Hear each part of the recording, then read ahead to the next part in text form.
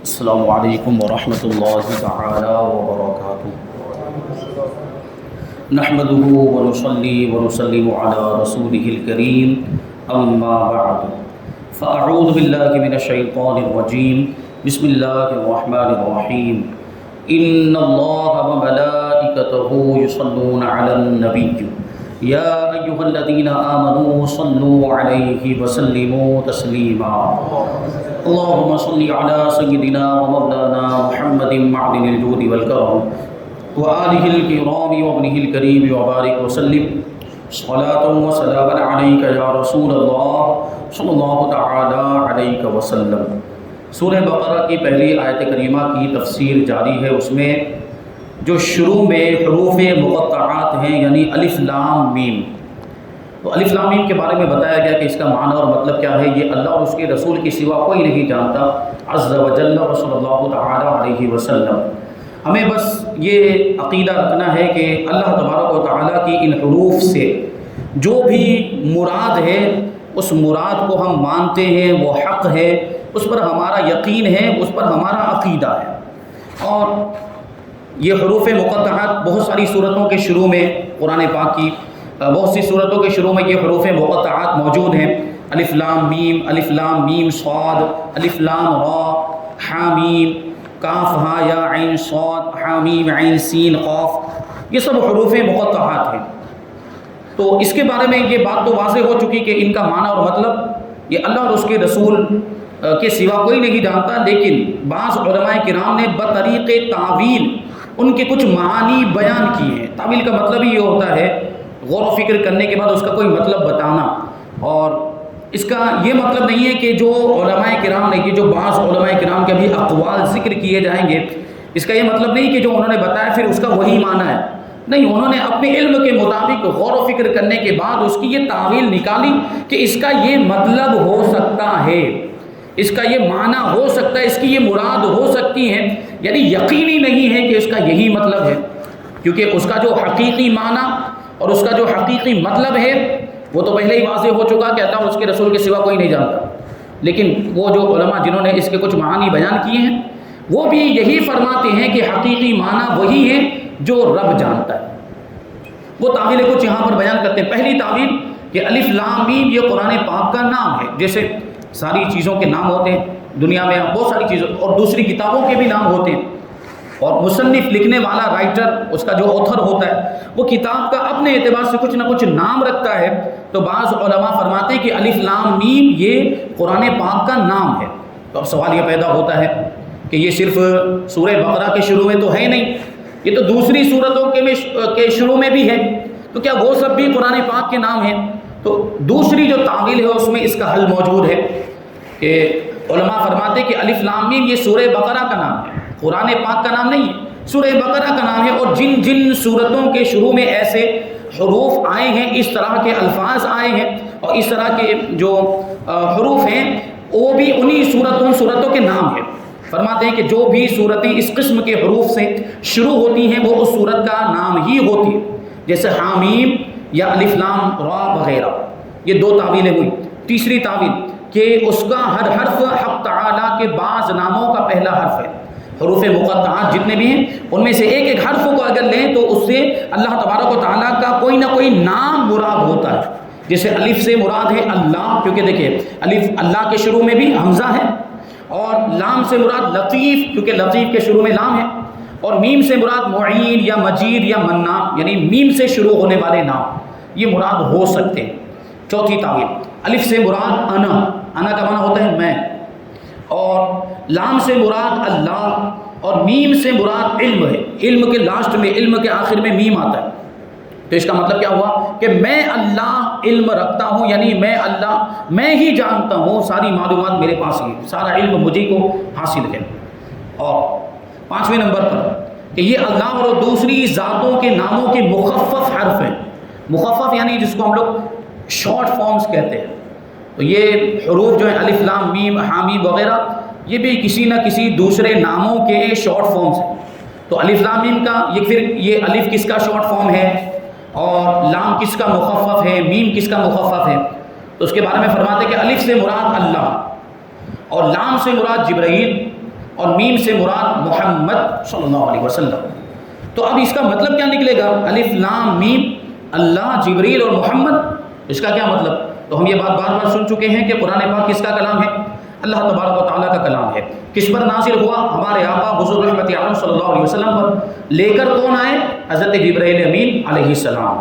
تو اس کا مقصد یہ ہوا کہ اس میں قرآن پاک کے بھیجنے والے اور پہنچانے والے اور وصول کرنے والے کا نام ہے، یعنی یہ قرآن کریم اللہ تبارک و تعالیٰ نے بھیجا، جبرائیل لے کر آئے اور محمد صلی اللہ علیہ وسلم نے اس کو پایا۔ تو اس کا یہ مطلب بیان کیا۔ چھٹی تعویل کہ یہ حرفوں کے نام ہیں، یعنی اس سے مراد الف لام میم ہی ہیں، یعنی جو حروف کے نام، حروف تہجی، جو عربی میں جن کو الفابیٹ کہا جائے تو ان کے یہ نام رکھے گئے۔ الف یہ الف کا نام ہے، با یہ با کا نام ہے، تو تا یہ تا کا نام، یہ نام ہی تو ہے، انہی سے ان حروف کی پہچان ہوتی ہے۔ تو مراد یہ کہ ان حروف سے ان حروف کے نام ہی مراد ہیں۔ تو یہ منشا اور مقصد یہ ہوگا ایسی صورت میں کہ قرآن پاک انہی حرفوں سے مل کر بنا ہے، الف لام میم ہا میم عین سین قاف وغیرہ سے مل کر بنا ہے، جن سے اے انسان تیرے کلام بنتے ہیں، یعنی جن حروف سے تیرے کلام بنتے ہیں، تیرے بات کرنا، تیری گفتگو جن حروف سے بنتی ہے، انہی حروف سے یہ کلام بھی بنا ہوا ہے۔ لیکن پھر بھی یہ کلام اس قدر اعلیٰ ہے اور اس قدر بلند و بالا ہے، اور اس کے بلند و بالا ہونے سے معلوم ہوتا ہے اور اس کے اتنے اعلیٰ ہونے سے معلوم ہوتا ہے کہ یہ انسانوں کا کلام نہیں ہے، یہ اللہ تبارک و تعالیٰ کا کلام ہے۔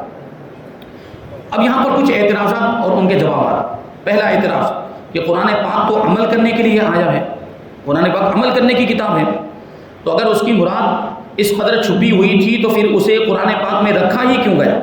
یعنی حروف مقطعات الف لام میم وغیرہ کو قرآن پاک میں کیوں رکھا گیا جب اس کا معنی کسی کو پتہ ہی نہیں چل رہا؟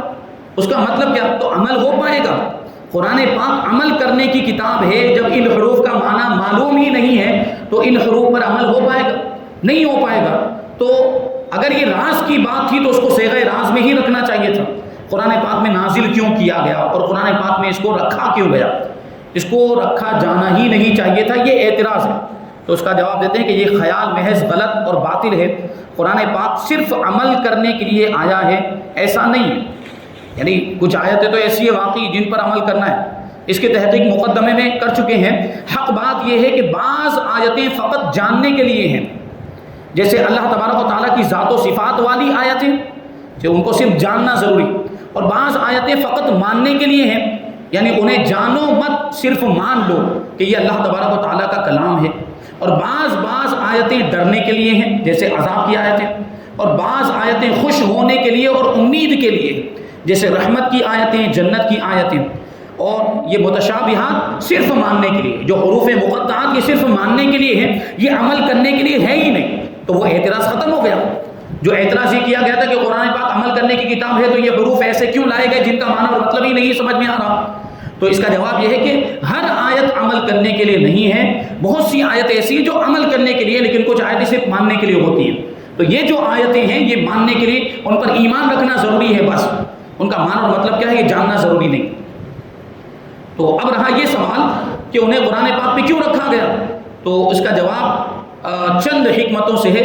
پہلی حکمت یہ ہے کہ ان پر ایمان لانا، اگر ایمان لائیں گے تو ایمان لانے کا سبب ملے گا، یہ سوچ کر کہ یہ بھی قرآن پاک کا حصہ ہے، جس طرح دوسری آیتوں پر ہمارا ایمان ہے اس آیت پر بھی ہمارا ایمان ہے، اور حروف مقطعات پر بھی ہمارا ایمان۔ ایک حکمت تو یہ ہو گئی۔ دوسری حکمت ان کی تلاوت کرنا، اور چونکہ تلاوت میں ایک ایک حرف پر 10 نیکیاں ملتی ہیں۔ قرآن پاک کا ایک حرف اگر آپ تلاوت کریں تو 10 نیکی ملے گی۔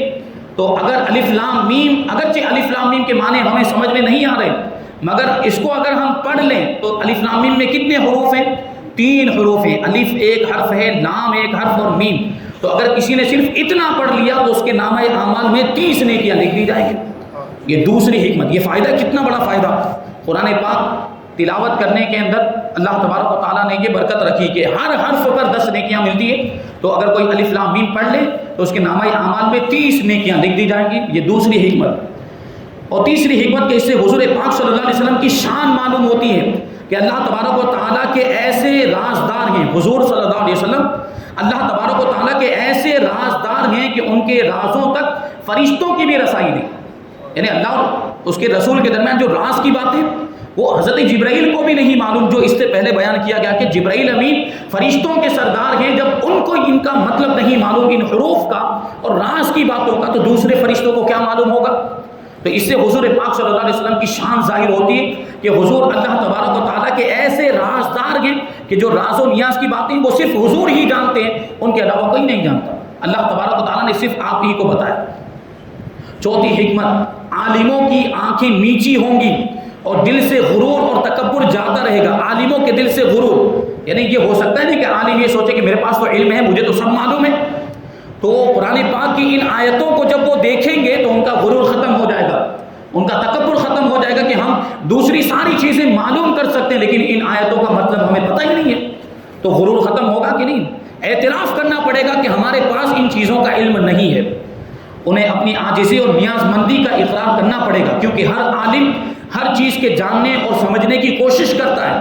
جب وہ ان کلمات کو، ان حروف کو نہیں سمجھ سکے گا تو اس کو یہی کہتے بنے گی کہ خدا کی باتیں خدا ہی جانے۔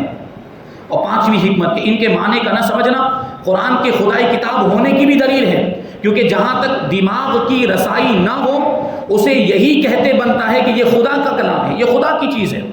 اب یہ حروف جہاں دماغ نہیں پہنچ سکتا، ہماری عقل نہیں پہنچ سکتی، ہم اپنے دماغ کے ذریعے یا اپنی عقل کے ذریعے ان حروف کا معنی نہیں سمجھ سکتے، ان کلمات کا مطلب نہیں سمجھ سکتے، تو ہمیں آخر میں یہی کہنا پڑے گا کہ یہ چیز اور یہ کلام یہ اللہ تبارک و تعالیٰ کا کلام ہے، تو یہ حروف قرآن پاک کے کلام الہی ہونے کی دلیل ہے۔ دوسرا اعتراض، رب تبارک و تعالیٰ فرماتے ہیں وَلَقَدْ يَسَّرْنَا الْقُرْآنَ، کہ ہم نے قرآن کو آسان کیا، اور تم کہتے ہو کہ قرآن کریم کی بعض آیتیں تو بہت زیادہ مشکل ہیں۔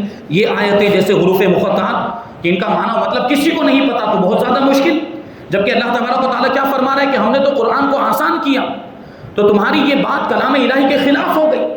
اللہ کہہ رہا ہے کہ کلام الہی آسان ہے، ہم نے قرآن کو آسان کیا، اور تم کہہ رہے ہو کہ اس کی بہت ساری آیتیں ایسی ہیں جو بہت زیادہ مشکل ہیں، ان کا معنی مطلب ہر کوئی نہیں جان سکتا۔ تو اس کا جواب یہ ہے کہ یہ آیت آپ نے پوری نہیں پڑھی۔ پوری آیت کریمہ یوں ہے وَلَقَدْ يَسَّرْنَا الْقُرْآنَ لِلذِّكْرِ فَهَلْ مِن مُدَّكِرٍ، یعنی ہم نے قرآن کو آسان کیا، کس لیے آسان کیا؟ قرآن کو ہم نے یاد کرنے کے لیے یا نصیحت حاصل کرنے کے لیے آسان کیا ہے، تو ہے کوئی نصیحت حاصل کرنے والا، تو ہے کوئی یاد کرنے والا؟ تو یہ پوری آیت کریمہ، یعنی قرآن پاک کو آسان کرنے کا پھر مطلب کیا ہے؟ یاد کرنے کے لیے آسان کرنا، یعنی کوئی بھی آسمانی کتاب کسی بھی امتی نے حفظ نہیں کی۔ پہلے جو انبیاء اکرام پر جو آسمانی کتابیں نازل ہوئی، امتوں میں ان کے حافظ نہیں ہوتے تھے، یہ بات آپ ذہن میں رکھیں۔ انبیاء اکرام کو یاد ہوتی تھی، لیکن امتوں میں سے کسی نے بھی اگلی کتابوں کو یاد نہیں کیا، لیکن قرآن پاک کی یہ خصوصیت ہے کہ امت کا بچہ بچہ اس کو یاد کر لیتا، چھوٹے چھوٹے بچے حافظ بن جاتے ہیں، پورے قرآن پاک کو یاد کر لیتے، 10-12 سال کے بچے بھی اب تو حافظ ہو جاتے ہیں۔ یہ قرآن پاک کی خصوصیت اور یہ قرآن پاک کا فیضان ہے، اور اللہ تبارک و تعالیٰ نے اس انداز میں قرآن پاک کو یاد کرنے کے لیے آسان فرمایا۔ تو آیت کریمہ کا مطلب یہ ہے، تو یہ یاد کرنے کے لیے آسان ہے، نہ کہ سمجھنے کے لیے۔ یاد کرنے کے لیے آسان ہے کیونکہ وہ جو بچے بھی جو حفظ کرتے وہ سمجھ کے یاد نہیں کرتے، ایسا تو نہیں ہے کہ ان کو ساری آیتوں کا معنی اور مطلب معلوم ہو، ترجمہ معلوم ہو، نہیں، بلکہ اکثر تو یہی ہوتا ہے کہ ایک بھی آیت کا مطلب ان کو معلوم نہیں ہوتا، اور ویسے ہی وہ لوگ یاد کر لیتے۔ تو مطلب یہ ہوا کہ ہم نے قرآن کو آسان کیا یاد کرنے کے لیے، سمجھنے کے لیے نہیں۔ سمجھنا ہر کسی کے بس کی بات نہیں ہے۔ تو اسی طرح اس قرآن پاک کے ذریعے سے رب کو پہچاننا آسان ہے، نہ کہ اسرار اور راز کی باتوں کو سمجھنا۔ کیا قرآن پاک کی وہ آیت نہیں دیکھی اعتراض کرنے والے نے؟ وَمَا يَعْلَمُ تَأْوِيلَهُ إِلَّا اللَّهُ، یعنی قرآن کا حقیقی معنی اور مطلب تو اللہ ہی جانتا ہے، اللہ کے سوا کوئی نہیں جانتا۔ ہاں، اس کے بتانے سے حضور پاک صلی اللہ علیہ وسلم جانتے ہیں، اور حضور پاک صلی اللہ علیہ وسلم نے جن آیتوں کے معنی، مفاہیم اور مطلب صحابہ کو بتائے تو وہ جانتے اور انہوں نے آگے پہنچایا۔ یعنی ان متشابہ آیتوں کے معنی اللہ کے سوا کوئی نہیں جانتا۔ متشابہ آیتوں کی اگر بات کریں تو وہ اللہ تبارک و تعالیٰ ہی جانتے ہیں۔ یہ جو حروف مقطعات ہیں یہ بھی آیتیں متشابہات میں شمار ہوتی ہیں۔ کچھ آیتیں تو قرآن پاک میں ایسی ہیں جو محکم ہیں۔ محکم کا مطلب یہ ہوتا ہے جس کا معنی بالکل واضح ہے، ہر کسی کو تھوڑا سا غور و فکر کرنے کے بعد اس کا معنی سمجھ میں آ جاتا ہے، تو ایسی آیتوں کو محکم کہا جاتا ہے، محکمات کہا جاتا ہے۔ لیکن حروف مقطعات یا اس طرح کی دوسری آیتیں جن کا معنی سمجھنا ہر کسی کے بس کی بات نہیں، ان آیتوں کو آیات متشابہات کہا جاتا ہے۔ آیات متشابہات کہ ہر کوئی اس کا معنی نہیں سمجھ پاتا ہے، جیسے کہ یہ حروف مقطعات۔ ہمارے اس جواب سے وہابیوں اور چکرالویوں کے صدہا اعتراضات اٹھ جائیں گے اور ان کا جواب ہو جائے گا، کیونکہ وہ کہتے ہیں کہ قرآن پاک نور ہے، قرآن پاک دلیل ہے، قرآن پاک ہدایت دینے والا ہے، قرآن پاک شفا ہے، قرآن کریم تبلیغ کا ذریعہ ہے، قرآن کریم کتاب مبین ہے، یعنی کھلی ہوئی روشن کتاب ہے۔ اگر اس کی بعض آیتیں بالکل چھپی ہوئی اور مشکل ہوتی تو پھر وہ نور کیسے ہوتا؟ پھر وہ ہدایت بھی نہیں ہو پاتا، وہ دلیل بھی نہیں ہو پاتا۔ تو ان سارے اعتراضات کا جواب ہو گیا کہ قرآن پاک نور ہے، قرآن پاک دلیل بھی ہے، قرآن پاک شفا بھی ہے، لیکن ہم نے پہلے ہی کہہ دیا کہ ساری آیتوں کا یہ معاملہ نہیں ہے، اور قرآن پاک مجموعی اعتبار سے نور ہے، یعنی ان آیتوں کو چھوڑ کر قرآن پاک نور ہے، روشنی پہنچانے والا ہے۔ جن آیتوں کو لوگ سمجھ سکتے ہیں ان کو سمجھیں، ان پر عمل کریں تو یہ قرآن پاک ان کے لیے نور ثابت ہوگا اور دلیل بھی ہوگا، یعنی وہ قرآن کی آیتیں جن کو سمجھا جا سکے تو وہ آیتیں دلیل ہیں۔ تو اس طرح قرآن پاک دلیل بھی ہے۔ تو سارے اعتراضات کا جواب ہو گیا کہ قرآن کریم کی ساری آیتیں اللہ تبارک و تعالیٰ کو پہچاننے کی دلیل اور دلیل دینے والی اور اپنے لانے والے کی صداقت کے لیے نور وغیرہ ہیں۔ نہ یہ کہ ہر ایک کا راز سمجھنا بھی آسان، یعنی حضور پاک صلی اللہ علیہ وسلم تو سمجھ گئے جو بات حضور پاک صلی اللہ علیہ وسلم سے ارشاد فرمائی گئی، اللہ تبارک و تعالیٰ نے جو حروف نازل فرمائے تو جن کے لیے نازل فرمائے تھے انہوں نے تو سمجھ لیا، تو ان کے لیے تو نور ہوئی، ان کے لیے تو یہ دلیل ہو گئی، اور باقی لوگوں کے لیے تو وہی آیتیں دلیل ہیں جن کو وہ سمجھ سکتے ہیں، اور وہی آیتیں نور ہوں گی جن کو وہ جان سکتے ہیں، جن کا معنی اور مطلب وہ معلوم کر سکتے ہیں۔ یہ ہو گیا۔ اب تیسرا اعتراض کہ متشابہات قرآنیہ کا علم حضور کو بھی نہیں دیا گیا، صرف رب کو ہے۔ قرآن کہتا ہے لا یعلم تأویلہ الا اللہ، کہ ان آیتوں کا معنی اور مطلب تو صرف اللہ تبارک و تعالیٰ ہی جانتا ہے۔ تو لوگ یہ اس آیت کریمہ سے یہ ثابت کرنے کی کوشش کرتے ہیں کہ حضور پاک صلی اللہ علیہ وسلم کو بھی ان حروف کا معنی اور مطلب معلوم نہیں تھا۔ تو اس کا جواب یہ ہے کہ یہ بات غلط ہے، یہ اعتراض ہی غلط ہے۔ اگر حضور صلی اللہ علیہ وسلم کو ان کا علم نہ دیا جاتا تو ان کا نزول بیکار ہو جاتا، یعنی پھر ان آیتوں کا نازل کرنا بے فائدہ ہوتا۔ رب تبارک و تعالیٰ فرماتا ہے الرحمن علم القرآن، رب نے حضور کو سارا قرآن سکھا دیا، اور قرآن میں متشابہات بھی ہیں، قرآن میں حروف مقطعات بھی ہیں۔ اگر ان کی تعلیم نہ دی جاتی تو پھر سارے قرآن کی تعلیم نہ ہوتی، جبکہ رب فرما رہا ہے کہ سارے قرآن کی تعلیم دے دی، سارا قرآن سکھا دیا۔ اس کا مطلب یہ ہے کہ حروف مقطعات بھی سکھا دیے اور حروف مقطعات کا معنی اور مطلب بھی بتا دیا۔ یہ اس آیت کے خلاف، یعنی یہ اعتراض جو ہے اس آیت کریمہ کے خلاف ہو گیا۔ تو تمہاری پیش کردہ آیت کا مقصد یہ ہے کہ بغیر تعلیم الہی ان کی تعویل کوئی نہیں جان سکتا، یعنی بغیر اللہ کے سکھائے ہوئے، بغیر اللہ کے بتائے ہوئے کوئی ان کی تعویل کو نہیں جان سکتا، ان کا معنی مطلب نہیں جان سکتا۔ لیکن جس کو اللہ تعالیٰ بتا دے، جس کو اللہ تبارک و تعالیٰ خود سکھا دے، وہ تو جان ہی سکتا ہے۔ اور ہمارے آقا کو حضور پاک صلی اللہ علیہ وسلم نے ان ساری آیتوں کا معنی اور مطلب بتایا، اور حضور اس کو جانتے تھے اللہ کے بتانے سے۔ اللہ نے ان کا علم حضور کو عطا فرمایا تھا، تو اللہ کے عطا فرمانے سے تو حضور پاک صلی اللہ علیہ وسلم جانتے ہی ہیں۔